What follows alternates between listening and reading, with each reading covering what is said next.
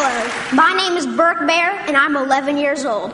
I came here today to talk about what's wrong with our food system. First of all, I would like to say that I'm really amazed at how easily kids are led to believe all the marketing and advertising on TV, at public schools, and pretty much everywhere else you look. It seems to me like corporations are always trying to get kids, like me, to get their parents to buy stuff that really isn't good for us or the planet. Little kids especially are attracted by colorful packaging and plastic toys. I must admit, I used to be one of them.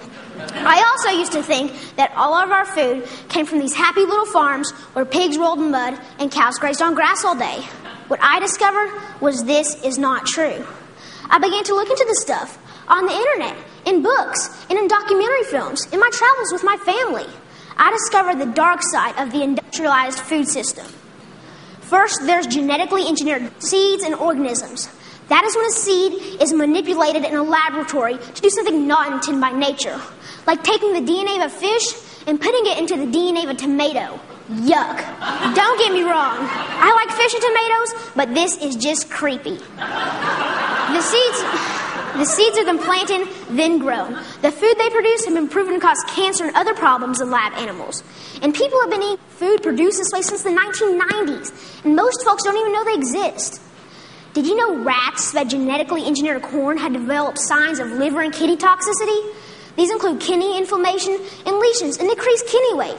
Yet almost all the corn we eat has been altered genetically in some way. And let me tell you, corn isn't everything. And don't even get me started on the confined animal feeding operations called CAFOs. Conventional farmers use chemical fertilizers made from fossil fuels that they mix with the dirt to make plants grow. They do this because they've stripped the soil from all nutrients from growing the same crop over and over again. Next, more harmful chemicals are sprayed on fruits and vegetables, like pesticides and herbicides, to kill weeds and bugs. When it rains, these chemicals seep into the ground or run off into our waterways, poisoning our water too.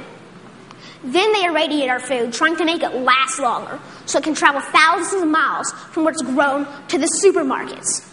So I ask myself, how can I change? How can I change these things? This is what I found out. I discovered that there's a movement for a better way. Now, a while back, I wanted to be an NFL football player. I decided that I'd rather be an organic farmer instead. That way...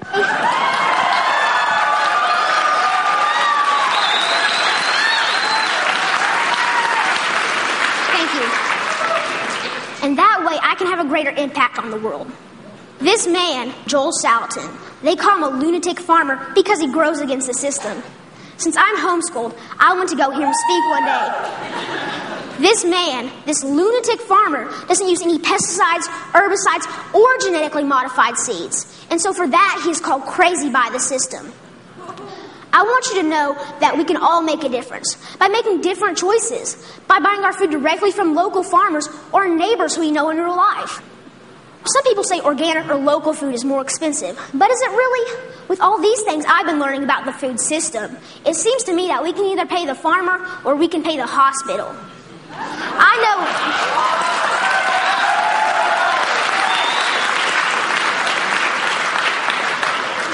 I know definitely which one I would choose. I want you to know that there are farmers out there, like Bill Keener and Sequatchie Coast Farms in Tennessee, whose cows do eat grass and whose pigs do roll in the mud just like I thought. Sometimes I go to Bill's farm and volunteer so I can see up close and personal where the meat I eat comes from. I want you to know that I believe kids will eat fresh vegetables and good food if they know more about it and where it really comes from. I want you to know that there are farmers markets in every community popping up. I want you to know that me and my brother and sister actually like eating baked kale chips. I try to share this everywhere I go. Not too long ago, my uncle said that he offered my 6-year-old cousin cereal. He asked if he wanted organic toasted O's or the sugar-coated flakes. You know, the one with the big striped cartoon character on the front. My little cousin told his dad that he would rather have the organic toasted O cereal because Birke said he shouldn't eat sparkly cereal. And that, my friends, is how we can make a difference, one kid at a time. So next time you're at the grocery store, think local. Choose organic, know your farm, and know your food. Thank you.